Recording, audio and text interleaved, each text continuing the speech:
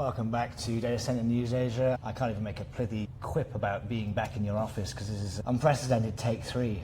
Unprecedented take three. Let's start with some data center news whilst we can still remember it.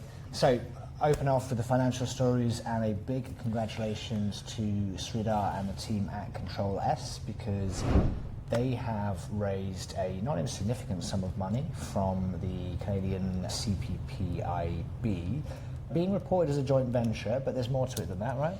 Yeah, a couple of different currencies floating around, so let's just briefly touch on them all. So an Indian rupee 70 billion investments, US dollars 740 odd million, and then Canadian dollars about 1 billion Canadian dollars, but let's revert to USD just to keep things simple.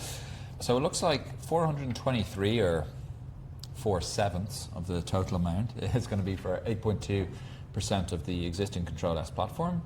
The remaining 317.5 million US dollars is going to go into a JV, which will be 48% CPP and 52% CtrlS. So it's two investments, I guess is how you may describe it. Yeah, but it's a vote of confidence in the CtrlS platform, which obviously is pretty significant across India, several hundred megawatts, I think close to 400 megawatts at the moment, with the pretty significant target and presence across pretty much all the major metros and a lot of the tier 2 cities in India. Yeah, pretty significant vote of confidence because at $420 million for 8.2%, this is almost a $5 billion valuation that CPPIB are putting on the CtrlS platform, which, yeah, again, for mostly a single country but with ambitions, that's a good metric for them at this stage and pretty big news. They do have one of the broadest platforms across India of anyone, really, because I saw they were now in 19 data centers in 9 cities, including classics such as Bhopal and Lucknow. Yep, a couple other places that will be difficult for us to pronounce, but no, a significant platform.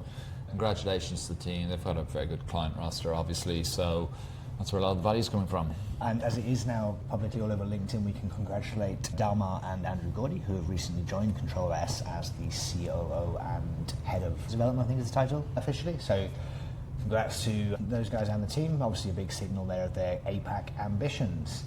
Another investment story from Singapore, and another congratulations, I think, as well. So many people will have heard of although it's not the biggest platform in the world, but the Rack Central platform has been on the market, I guess, for a while, with a few different people looking at different investment opportunities. They've got assets in Singapore and some pipeline, and they've secured a $1 billion US dollar investment from the China ASEAN Investment Corporation Fund, CAF2, which I think is pretty close to what they were looking for originally. Yeah, they've got their deal. Yeah, congratulations to the team. 12 megawatts in Singapore currently live. Tai Seng site, which is, I think, pretty familiar, or people in Singapore will be pretty familiar with that site. They do have a huge campus across the border in Johor, which, I went and take a look at it about 2 months ago. There was significant groundworks and things like that on the site when I visited there, and I believe it's continued to progress. That's scalable, I think, to 500 plus megawatts, so significant. And then they've got a complementary site, or is that the right term? Complementary site in Batam as well, which is about 100 megawatts as well. So really going after the Sajori strategy there, and this should be the impetus they need to help with that. Yeah, excellent. And there was involvement. I wasn't quite sure of the nature of the involvement, so I saw ESR and ESR co-founder Jeffrey Shen. So the fact that he's commenting rather than Stuart Gibson would say that this is part of the China business for ESR, but didn't see that they'd committed capital, which they rolled in this there. Yeah, I wasn't quite clear on that myself. You've got the story up, right? Yeah, sub-advisor on the investment. Yeah, a strategic partner. So not exactly sure what that means, but regardless, it's a big win for the Rack Central team. Congratulations to Bobby, Nick, everyone involved. Yeah, it'd be interesting to watch this one because it's a real homegrown story. We'll get down to Australia where we've got 2 interesting NeoCloud deals. This is a big one. Firmus targeting a 288 megawatt campus, which is pretty enormous. This AI cloud campus in Tasmania, which is the kind of slightly chilly island south of Melbourne, not in the usual sort of data center heat spots. No, I actually thought this was a duplicate or like a kind of a rehashing of a previous story, but no, this is actually a new site that they're looking at. So this site is in Bell Bay, which they're taking over what we decided was a pulp It's a factory. pulp mill. Pulp mill, not a factory. Earlier described as a pulp farm, but of course we could do AI farms. AI factories is missing it. You could grow the AI from the land. No, so a pulp mill. Yeah, so it was supposed to be some sort of pulp mill, which didn't actually happen, and so the land has been, I guess, barren industrial land for quite a while, so they are taking the site. And we do like these brownfield developments, reinvigorating otherwise desolate areas of Australia's industrial parks. You make it sound like Mad Max, but... That's how I think of Tasmania. I thought it was the Launceston site, which is one we'd reported on probably 12 months ago originally, like quite a while ago. But now it's a new one, so like I said, Bell Bay area, which is a new site, so it'll be an additional site. It mentions 288 in the article, and then it references draw, so that may translate to, again, it's somewhat conflicting, but maybe that's 200 megawatts IT. If it's draw, it's not quite clear. It's conflicting in the article. I will pretend to know the maths for these GPU ones. It's changing. Yeah, like that's assuming a pretty high PS 1.5 PUE, but could be lower given their proprietary technology. So impressive stuff from Firmus. So they are now said the previously outlined AI factory would have 36,800 GB300s and go live this year. That's the Launceston site. That's the 90 megawatt one. So that means this one in theory would have 120,000 more GPUs based on the quick math there. Enormous. And they're obviously partnering with CDC on the mainland. So big scale stuff, impressive stuff from Firmus. And Sharon AI is the other neo cloud story. This one's different, and I think it's interesting because they're clearly going with a different strategy. Still big scale by conventional data centers, but a lot smaller by neo clouds. This is a 72 megawatt deal, 6-year AI infrastructure agreement with NVIDIA. And this will be using their vast data AIOS. So this is an AIOS that's often used by Firmus as well, but CoreWeave, Nscale, Buzz, FluidStack, all the Crusoe, all the guys that you know and love. And this is used for not the typical kind of pass-through business to a big AI model like a Microsoft-backed OpenAI or something. This is often the sort of sovereign enterprise use case stuff, which clearly is where Sharon are setting their sights and making a lot of progress. I think the interesting thing here is just the scale and how quickly Sharon AI have grown as a platform, to call them that. So 132 megawatts of capacity, 102 megawatts, certainly in this article, is cited as being contracted, which kind of roughly tallies up with, well, it does tally up with what we were tracking at DC Byte. What's interesting here, so I grabbed, this is from, I think, the press release, but expects to have more than 55,000 total NVIDIA GPUs deployed by mid-2027. And for comparison, September 2025, so 9-ish months ago, they only had 432 GPUs. So they've grown at a pretty enormous rate.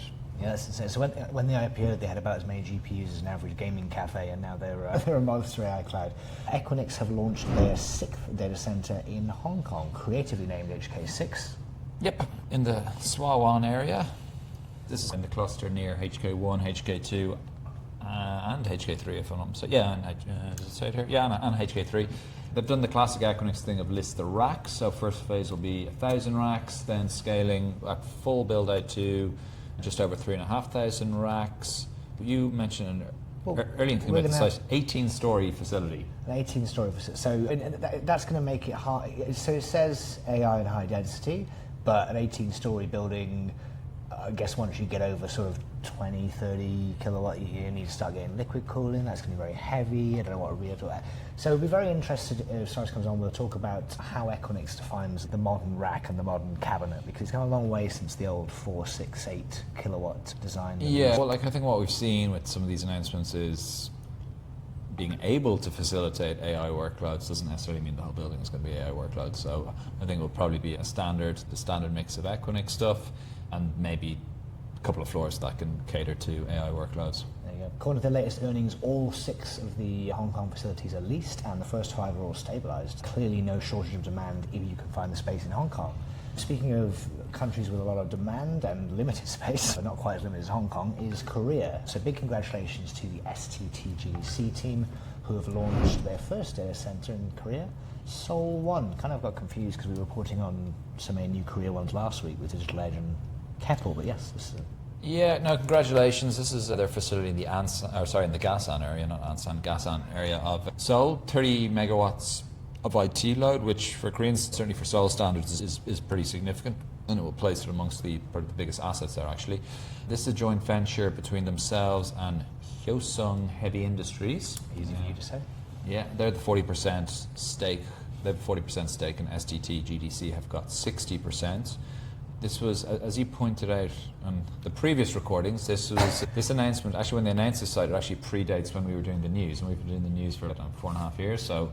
Yeah, 2021, the first announcement of this facility, which just goes to show how tough and how up and down the Korea market has been. So kudos to STT, obviously putting their stake in the ground, I should say, in the first run of the Korea market and sticking with it, and now taking advantage of the rebirth or the revitalization of that market. So they're up and running. Good for them. Yeah, then another Korea story at different scale. So this is NFD Korea, who are, what did we say they were? I like the name actually. So this is Next Frontier Drive, which doesn't include the usual buzzwords of infrastructure, digital, edge, any of these kind of words. So Next Frontier Drive Korea. Yeah, 300 megawatts down in Dangjin. So this is where we're seeing the continuing bifurcation, you love that word, of the Korean market, where the Western or international developers are targeting the traditional AZ-friendly areas for cloud up in Seoul, and the Korean developers are, whether because they've got more backing and support from local Korean AI business or local government, or just taking more of a risk, but they are building these or announcing these monster campuses down the south of the country. Yeah, so again, this is a campus, obviously just given the scale. 6 buildings, 50 megawatts each, starting Q3, so starting in the next couple of months, and aiming to have the first phase, which I guess is the first building, online Q4 28. So good luck to them.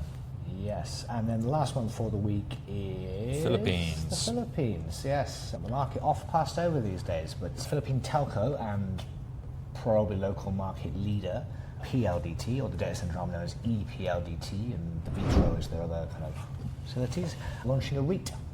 Yeah, so PLDT, they're the one or two, depending how you look at it, telco provider in Philippines along with Globe, obviously. There's been lots of stories about these guys over the past couple of years about what's going to happen with their data center arm. Are they going to divest it? Are they going to bring on a private equity firm or something like that to help them? But it looks like they're settling, or it looks like they've decided to create a REIT and recycle capital that way. So they've got 8 facilities with the total megawatt of 27 megawatts in total, which they're hoping to put into this REIT, hoping to get $600 to $800 million out of it. They do also have some facilities which I suppose are more targeted to hyperscale, with their Santa Rosa being the current flagship facility, which is 50 megawatts, and then they've got a couple more, I guess, AI or larger facilities as well, which they've discussed previously. So I think the plan is that once these assets essentially get sold out, stabilize, that they would then potentially have a vehicle to roll these into as well, and they'll continue to recycle capital that way. But it looks like this is, finally happening.